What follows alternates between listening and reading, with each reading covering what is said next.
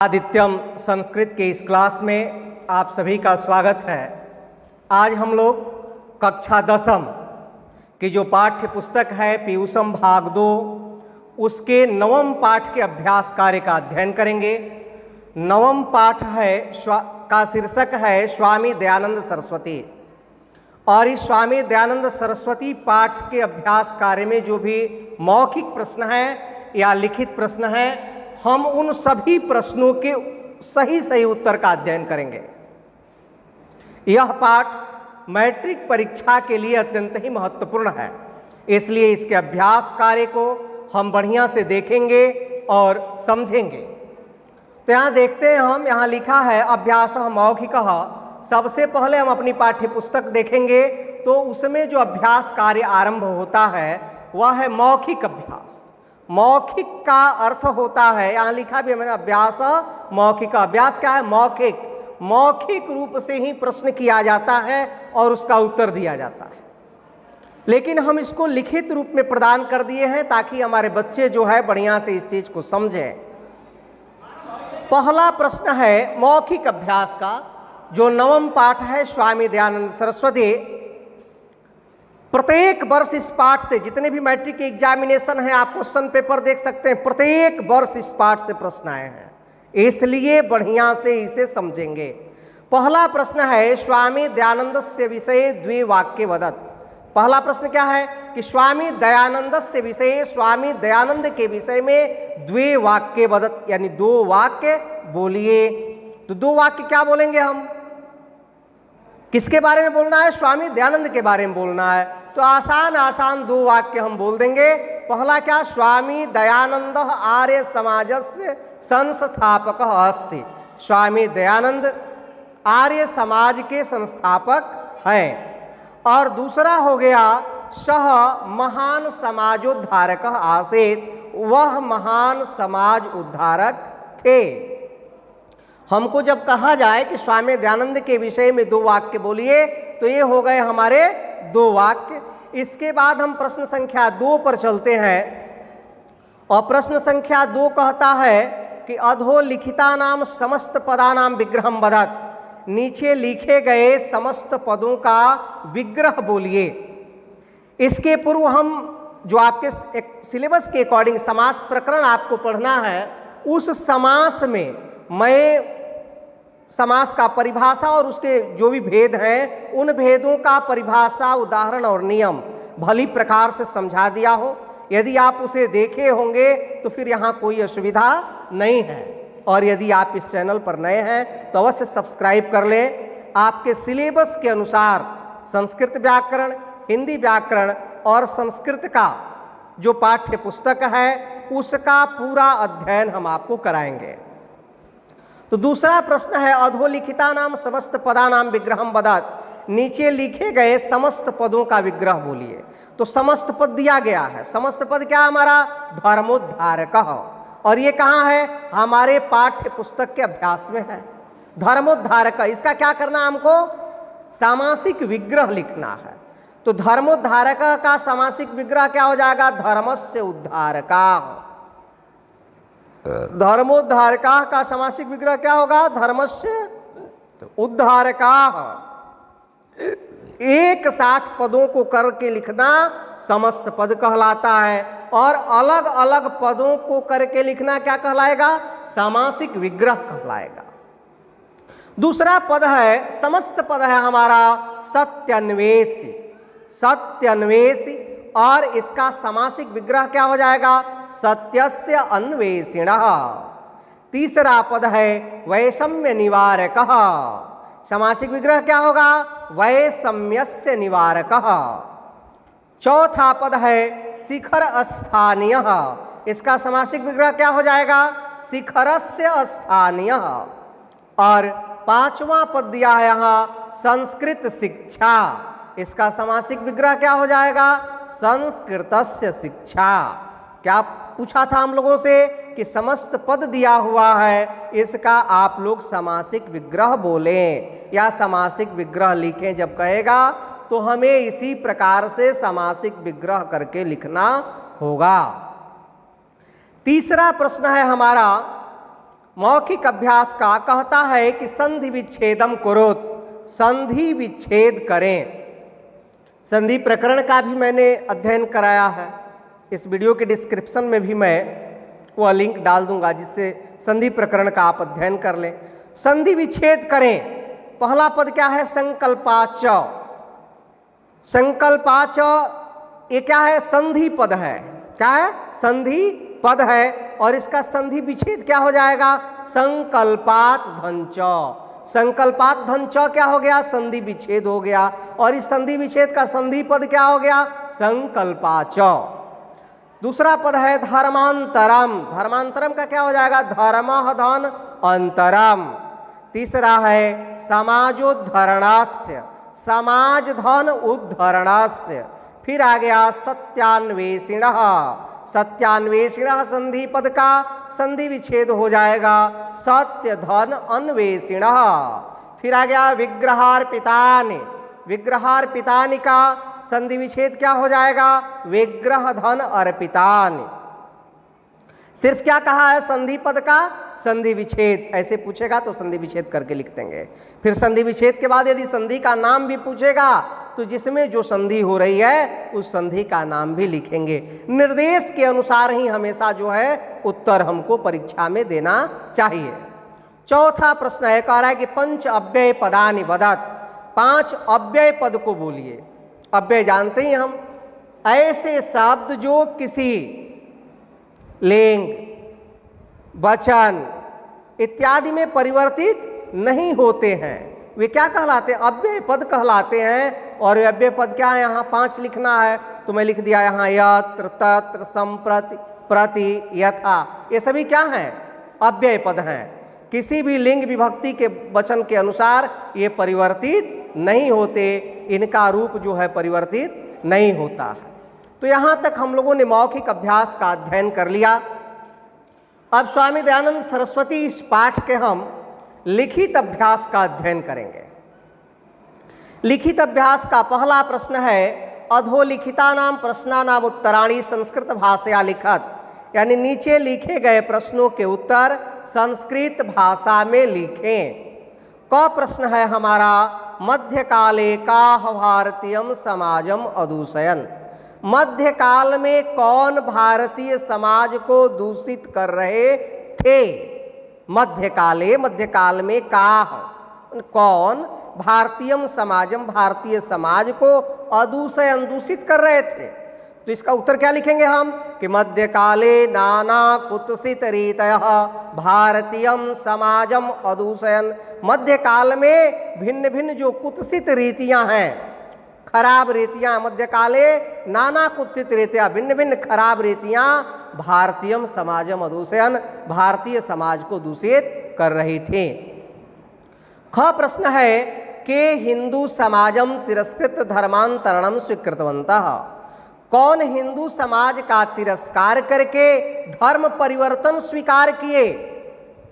कौन हिंदू समाज का तिरस्कार करके धर्म परिवर्तन स्वीकार किए?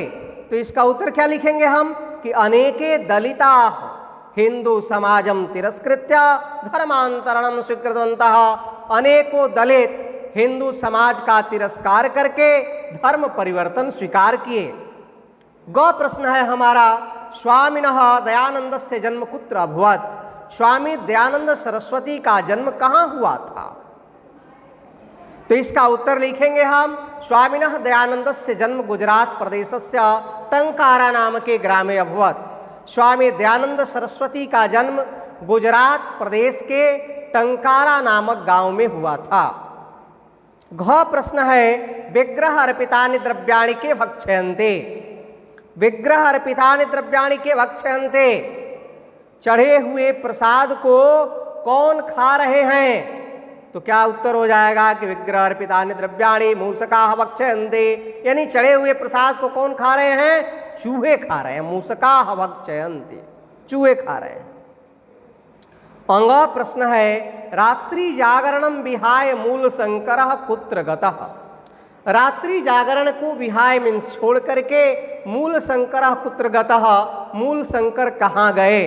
तो इसका उत्तर हो जाएगा, रात्रि जागरणम विहाय मूल शंकर गृहम गतः, रात्रि जागरण को छोड़ करके मूल शंकर घर चले गए।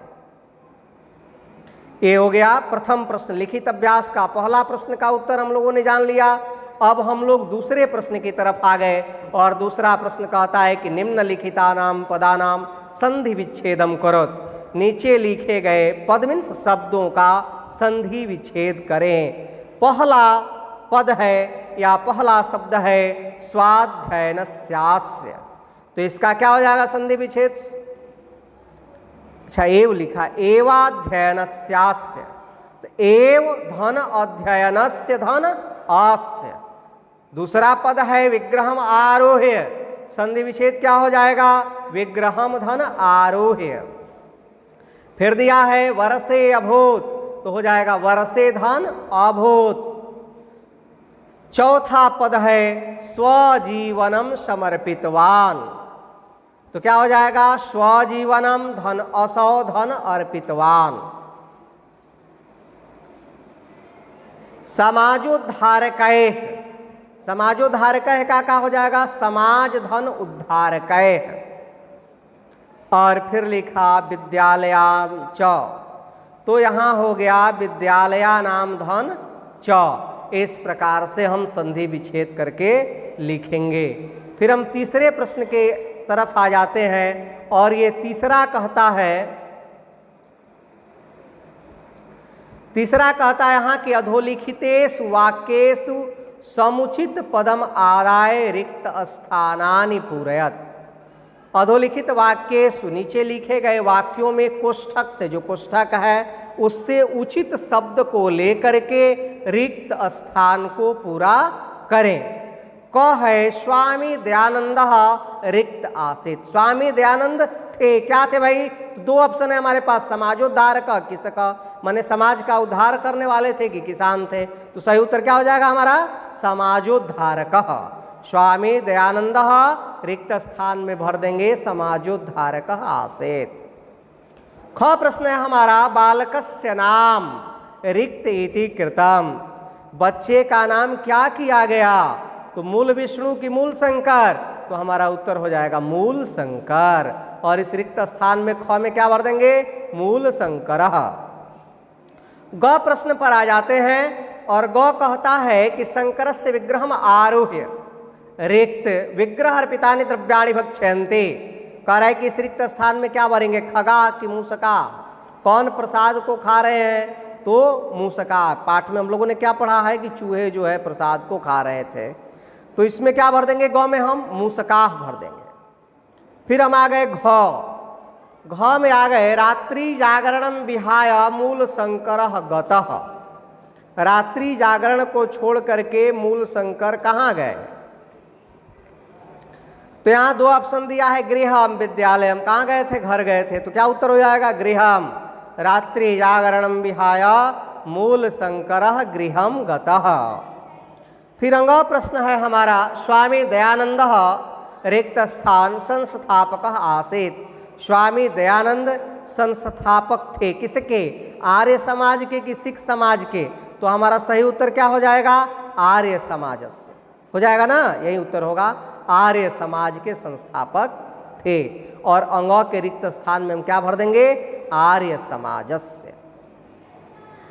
फिर हम आ गए चौथे प्रश्न में और चौथा प्रश्न कहता है कि निम्नलिखितानाम पदानाम प्रकृति प्रत्यय विभागम कुरुत।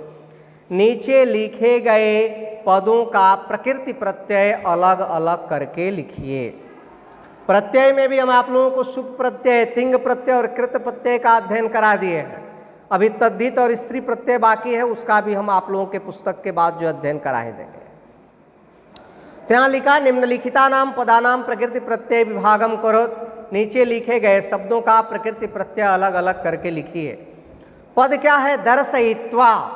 दर्शयित्वा में प्रकृति क्या है? दृश्य।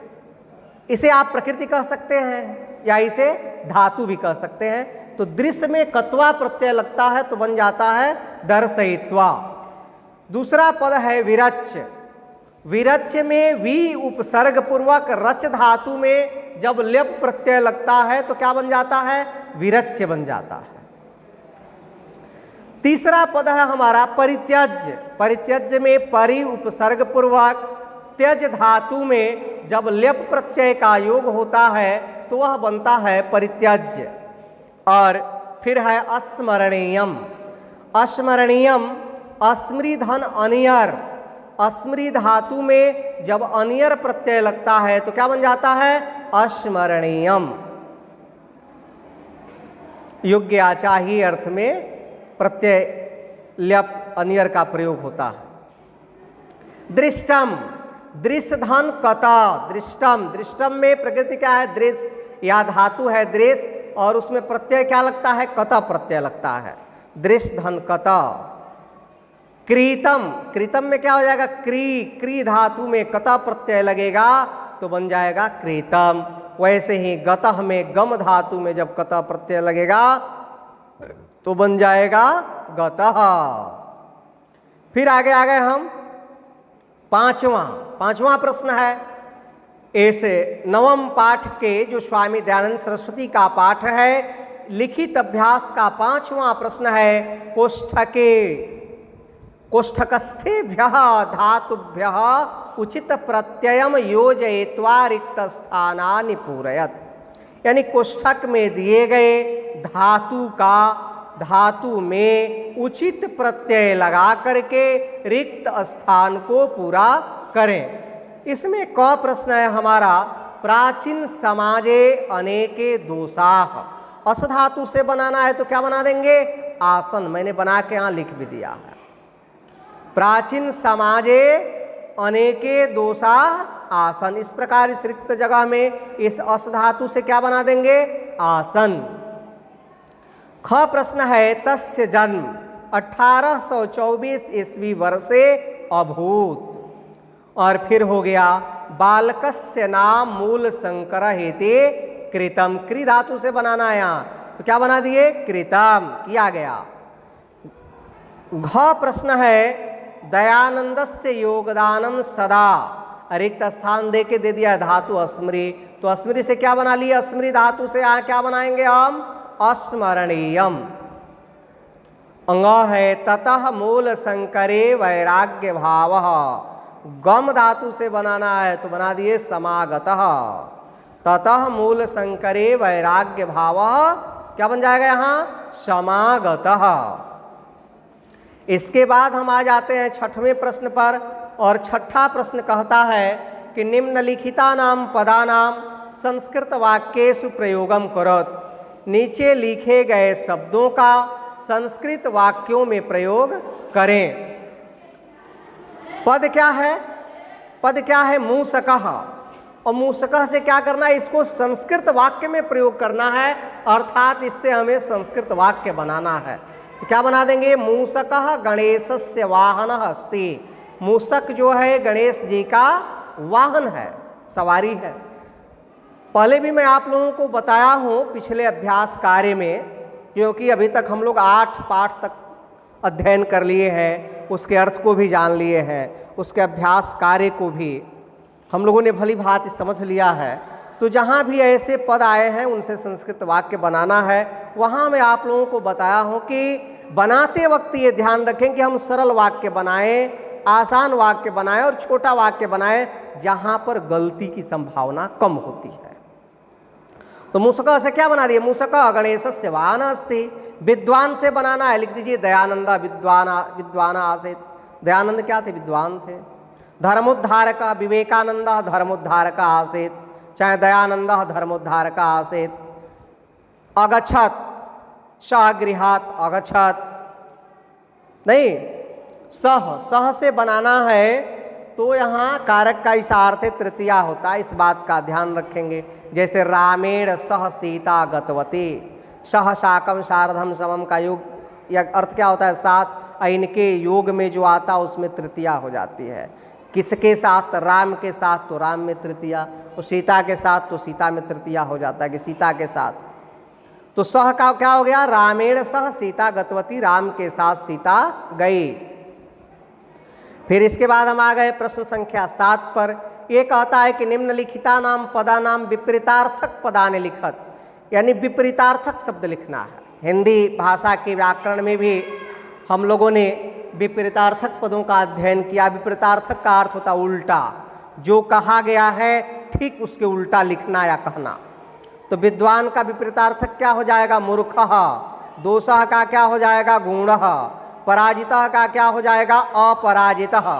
अनास्था का क्या हो जाएगा? आस्था। उपकारम का क्या हो जाएगा? विलोम पद अपकारम। प्रारंभ का समापनः। गर्हितः का श्रेष्ठः। और वैषम्यम का विपरीतार्थक पद क्या हो जाएगा? साम्यम। इस प्रकार से होता है। फिर हम प्रश्न संख्या 8 में आ गए और 8 कहता है कि नीचे लिखे गए पदों में धातु युक्त उचित प्रत्यय का निर्दिष्ट करें। नीचे लिखे गए जो भी पद हैं उन धातुओं में कौन सा प्रत्यय लगा है वे आप बताएं। तो क लिखा है गतः। गतः में कौन सा प्रत्यय लगा है? तो गम धातु में कता प्रत्यय लगा है। फिर आ गया गतवा। गतवा में गम धातु में कतवा प्रत्यय लगा है। और फिर लिखा गमनियम। गमनियम जो पद है उस गम धातु में अनियर प्रत्यय लगा है। आ गया घ प्रश्न में देता उपगम्य। उपगम्य पद है और इसमें उपसर्ग पूर्वक गम धातु में ल्यप प्रत्यय लगा है और वह क्या हो जाता है? उपगम्य। अंग गंतुम। गंतुम है गम धातु में तुमुन प्रत्यय लगता है तो बन जाता है गंतुम। मात्र एक धातु है गम और उस गम धातु में भिन्न भिन्न प्रत्ययों को लगा करके ये जो शब्द बने हैं या बनाने के लिए दिया। गतः, गत्वा, गमनीयम, उपगम्य, गंतुम, इन पांचों ही पदों में 5 प्रत्यय लगे हैं और लगने पर इनका रूप इस प्रकार का हो जाता है। यह समझना चाहिए आपको। समझ लेंगे तो आपको भी बनाने में असुविधा नहीं होगी। फिर हम आ जाते हैं प्रश्न संख्या 9 पर और प्रश्न संख्या 9 कहता है कि अधोलिखितानि रेखांकित पदानि बहुवचने परिवर्तयत। यानी नीचे लिखे गए जो रेखांकित पद हैं उनका बहुवचन में परिवर्तन करके लिखिए। जैसे क प्रश्न दिया यहाँ सह ग्रंथम विरच्य महांतम उपकारम अकरोत। इस वाक्य में रेखांकित पद क्या है? ग्रंथम। और इसका करना क्या है? तो बहुवचन लिखना है। तो क्या हो जाएगा? ग्रंथान। सह ग्रंथान विरच्य महांतम उपकारम अकरोत। ख प्रश्न दिया है सह प्राचीन शिक्षायाम दोषम अदर्शयत। यहाँ रेखांकित पद है दोषम और उसका बहुवचन लिखना है तो क्या हो जाएगा? दोषाः।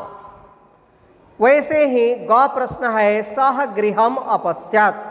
सह गृहम अपश्यत और गृहम।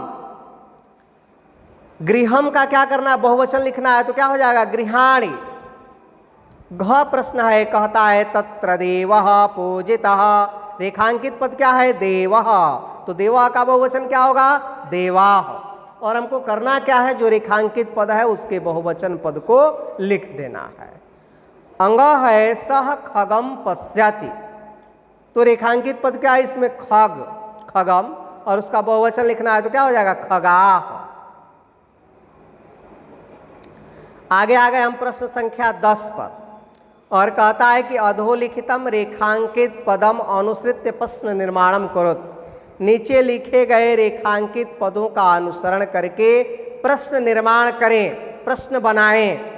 कह दिया है मध्यकाले धर्म कार्येषु आडंबर आसेत।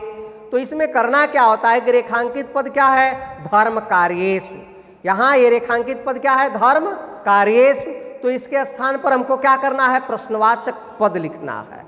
तो क्या धर्म कार्येषु में सप्तमी है तो प्रश्नवाचक पद में भी क्या होगा?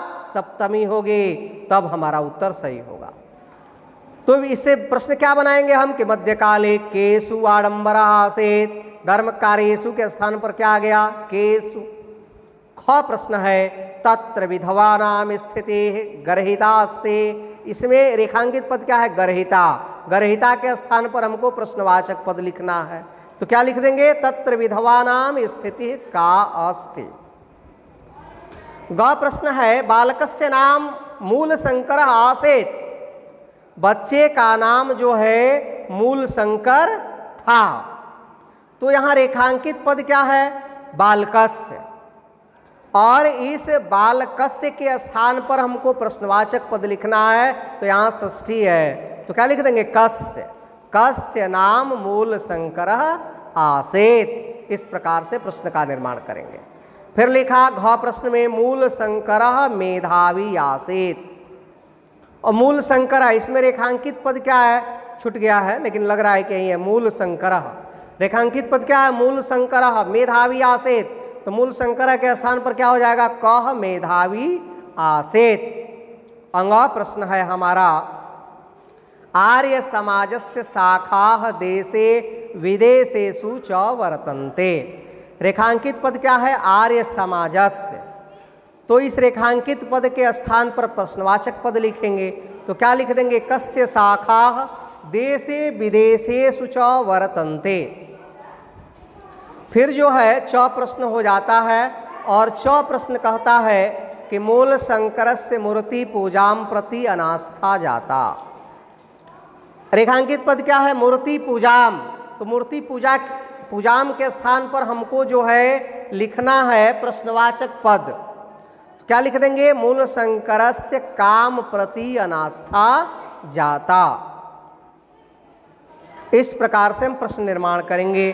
फिर 6 प्रश्न दिया है, और 6 कहता है गृहम परित्यज्य सह गतः। गृहम परित्यज्य सह गतः, यहाँ रेखांकित पद है गृहम, उसके स्थान पर प्रश्नवाचक पद लिखना है, तो क्या हो जाएगा? किम। किम परित्यज्य सह गतः।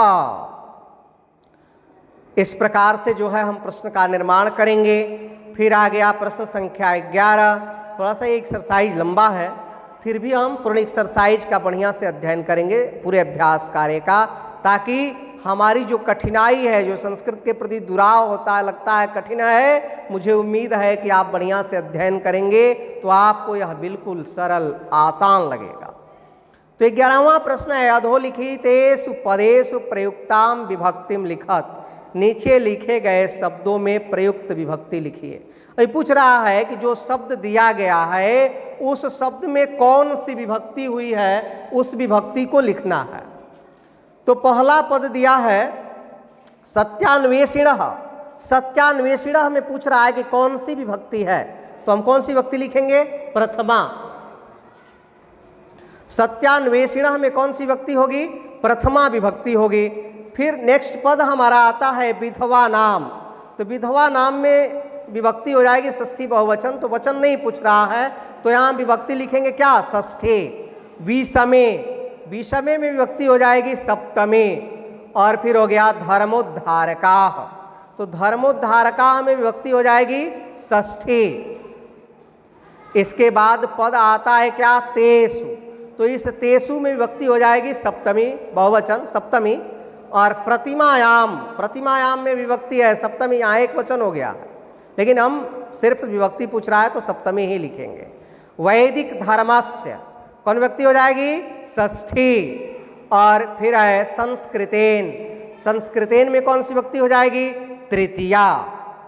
तो इस प्रकार से हम लोगों ने जो कक्षा 10वीं का 9वां पाठ है स्वामी दयानंद, उसके अभ्यास कार्य का पूर्ण रूपेण मौखिक और लिखित हम लोगों ने अध्ययन कर लिया। अच्छा लगा, आप इसे अवश्य लाइक करके संकेत देंगे, ताकि हमें लगेगा कि हमारे अध्यापन से हमारे छात्र जो है संतुष्ट हैं। यदि कोई समस्या हो तो आप कमेंट करके पूछें, हम निसंदेह आपको बताएंगे। और अपने मित्रों को भी शेयर करें, ताकि अधिक से अधिक बच्चे जो है इसका लाभ उठाएं, जो 10वीं कक्षा के बच्चे हैं या 9वें वर्ग के छात्र हैं। और अभी तक आप इस चैनल को सब्सक्राइब नहीं किए हैं, सब्सक्राइब अवश्य कर लें, जुड़ें। फिर हम मिलते हैं 10वें पाठ के साथ। तब तक के लिए बहुत बहुत धन्यवाद, शुभकामना।